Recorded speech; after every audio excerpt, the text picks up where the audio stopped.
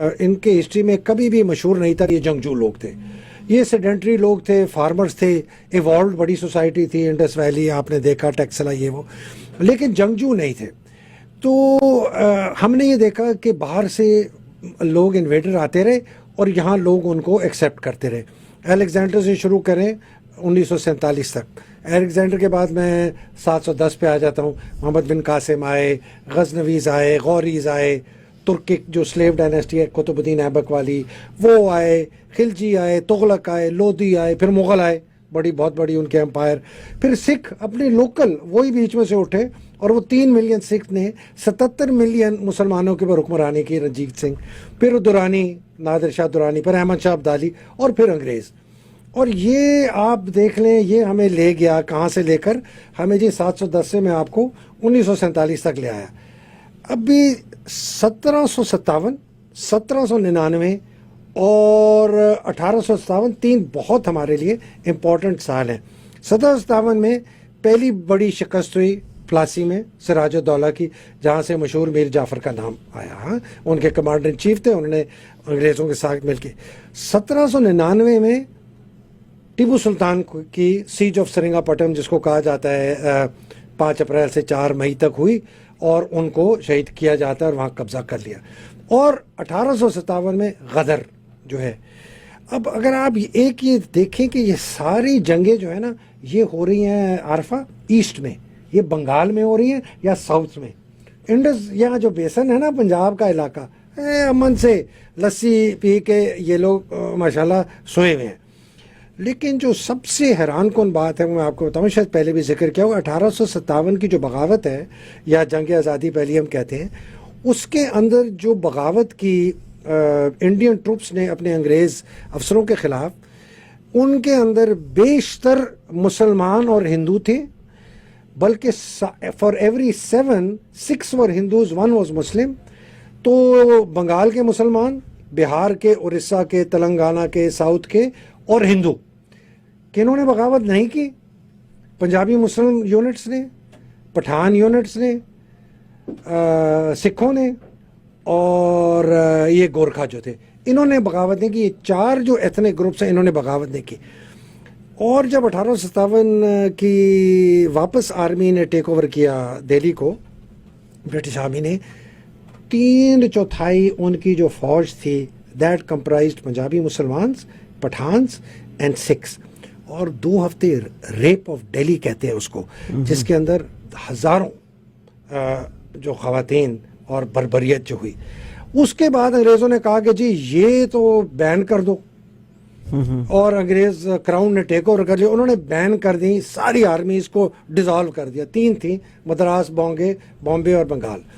اور انہوں نے نئی بھرتیاں شروع کی. اب انہوں نے کہا جی یہ بنگالی کو نہیں لینا, بہاری کو نہیں لینا, یہ ہائی کاسٹ برہمن کو نہیں لینا, ہم نے لینے ہیں جن کو انہوں نے کلاسیفائی کیا, ہم نے لینا ہے جی مارشل ریسز. اب مارشل ریسز کی نا انہوں نے کیٹیگرائز جو میں 5 انہوں نے بنائی. انہوں نے کہا جی پنجابی مسلمان, پٹھان, پنجابی ہندو لو کاسٹ, ہائی کاسٹ نہیں, پنجابی سکھ اور گورکھے, یہ 5 کیٹیگریز انہوں نے کہا جی یہ مارشل ریسز ہیں.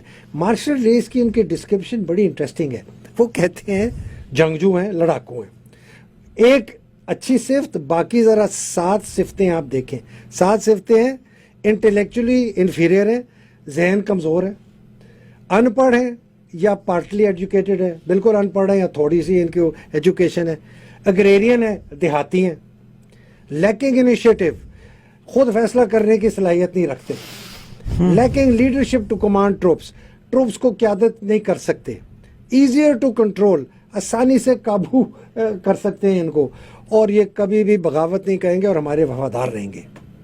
یہ تھی ان کی ڈیفینیشن مارشل ریس کی. ادھر سے انہوں نے بھرتیاں کی. 1857 سے لے کر انہوں نے 1947 تک جو فوج بنائی وہ ان مارشل ریسز سے بنائی, اور اس بیسس پہ بنائی جو میں نے آپ کو بھی بتا دیا ہے. میری اپنی یونٹ 15 پنجاب, جس کو ہم بڑے فخر سے 33 پنجابی محمدنز کہتے ہیں, اسی کرائٹیریا کے تحت اس کو ریز کیا گیا تھا. میں آپ کو بتاؤں عارفہ, ایک بہت شرمناک, میں نے خود ایک یونٹ میں اس کا نام نہیں لیتا, اب انہوں نے وہ ہٹا دیا ہے.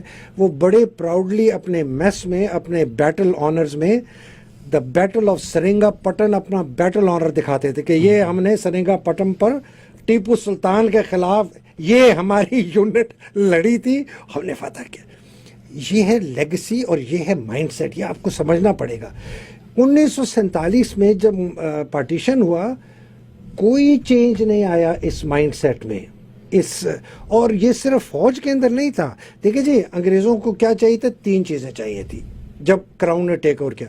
ان کا جی سب سے پہلے تو ہے کہ بغاوت پھر نہ ہو, تو سخت کنٹرول رکھو, قابو کرو کہ اس کے بعد بغاوت نہ ہو. اس کے لیے ایسی فوج بناؤ جو ہمارے کنٹرول میں ہو, اگر لوگوں کے خلاف بھی استعمال کرنا پڑے تو ہم کریں گے. تیسرا ان کا مقصد عارفہ یہ تھا کہ وہاں سے جتنی دولت ہے اس کو نکال کے ہم انگلستان لے جائیں. تو کنٹرول, ایڈمنسٹریٹو کریک ڈاؤن اور ایکسٹریکٹیو اکانومی, یہ 3 ان کے مقصد تھے. اس کے تحت انہوں نے فوج بنائی, اس کے تحت انہوں نے بیوروکریسی بنائی, اس کے تحت انہوں نے جوڈیشری بنائی, اس کے تحت انہوں نے پولیس بنائی. 1947 آیا, کوئی تبدیلی ہم نے نہیں کی. ہندوستان نے تھوڑی بہت تبدیلی ضرور کی. انہوں نے اپنی فوج کو ماتحت لیا ہے سویلین رول کے. ہمارے فوج کو سویلین کوڈ کے ماتحت نہیں لائے گا, آج تک نہیں لا سکتے. ابھی تک کوئی فوجی سول کورٹ میں, ہائی کورٹ میں نہیں جا سکتا. اور ہمارا جوڈیشری, ہماری پولیس, ہمارا بیوروکریسی, ہماری فوج وہی ذہنیت. پہلے دن سے ہم ایک افسر کو لے کے جاتے ہیں پی ایم اے میں, ہم اس کے ذہن میں ایک سپیریئر انسان ہونے کی ایک بیج کو بوتے ہیں. اور ہم استعمال کرتے ہیں لفظ don't talk like a bloody civilian, معافی چاہ کہ ایک ایسے سویلین کی طرح بات نہ کرو, مطلب کہ ٹھیک طرح بات کرو. Don't stand like a civilian, مطلب ٹھیک ہو کے کھڑے ہو. یہ سویلین ڈھیلے طریقے, یہ ذہن ینگ ہے. دیکھ 18-19 سال کا بچہ کتنا امپریشنیبل اس کا, آپ سوچیں. اور وہ 2 سال اس قسم کی ٹریننگ میں جاتا ہے, اور وہ پھر جب وہاں سے نکلتا ہے نا, وہ سمجھتا ہے کہ وہ بڑی کوئی چیز ہے, اور وہ سمجھتے ہیں میں سب سے سپیریئر ہوں, باقی سب میرے سے انفیریئر ہے. پولیس بھی میرے سے انفیریئر ہے, لا بھی انفیریئر ہے. وہ کہتا ہے میں پہلے سپاہی ہوں بعد میں سٹیزن. کہ ہماری جو جوڈیشری جس قسم کے فیصلے کرتی ہے, اس کا ذہن وہی ہے.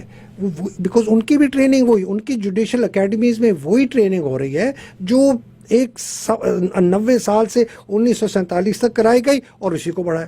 ہمارے سی ایس پی میں آپ جائیں, آپ کو آنیسٹلی آپ ان سے پوچھیں, وہ ان کو پتہ ہے کس قسم کی چیزیں کہتے ہیں. اب پتہ نہیں شاید بند کر دیوں کہ جب تم اپنے اے سی کا عہدہ لینے جاؤ, پہلے ہفتے کے اندر تم نے ہاتھ بھی نہیں ملانا کسی سے. یہ ان کو پڑھایا جاتا تھا کہ یہ اس میں کہ اکڑ اپنے دور, رعایا دور ہے, تم حاکم ہو.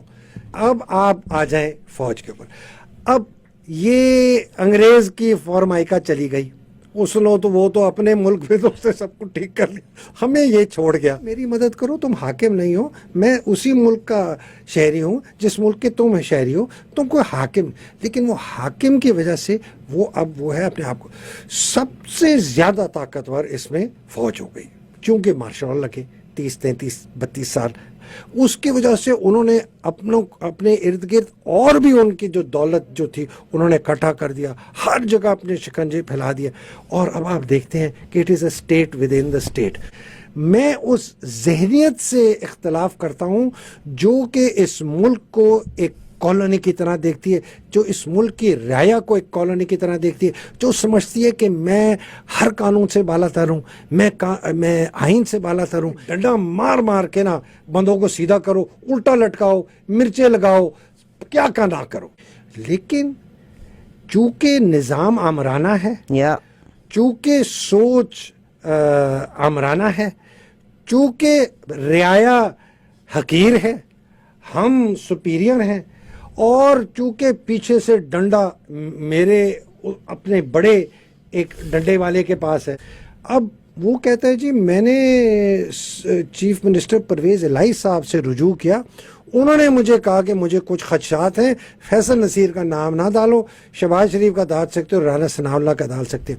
اب یہ ساری چیزیں کس چیز کی عکاسی کرتی ہیں کہ رول آف لا نہیں ہے. 71 کی جنگ ہوئی, آدھا ملک ٹوٹ گیا, نہیں کرو نہیں کرو, کچھ نہ کہو, محمود الرحمان کمیشن کو دفن کر دیا. یہ ویڈیوز والا ڈرامہ ہم دیکھ رہے ہیں, That is sad. Black mailing فلانا, یہ کیوں ہو رہا ہے؟ ٹھیک ہے نا, ہمیں پتہ ہے ہمارے ادارے کر رہے ہیں, ہمیں پتہ ہے ISI کر رہا ہے, ہمیں یہ بھی پتہ ہے MI بھی انوالوڈ ہے, اس میں IB بھی انوالوڈ ہے, اور اس میں پرائیویٹ لوگ بھی انوالوڈ ہیں. ابھی تو انہوں نے یہ اس طرح کی نا, میرے پاس ایک بندے نے لسٹ بھیجی ہے, کہتا ہے یہ ویڈیوز پڑھی ہیں, اب اس کے نام سنیں. چھوڑیں پڑے. نہیں, شہباز شریف, باجوہ صاحب اور مریم صاحب کی بھی کوئی ویڈیو ہے میرے پاس, جو اس میں باجوہ نے وہ میں نے, بٹ میں اس کو نہیں کر رہا.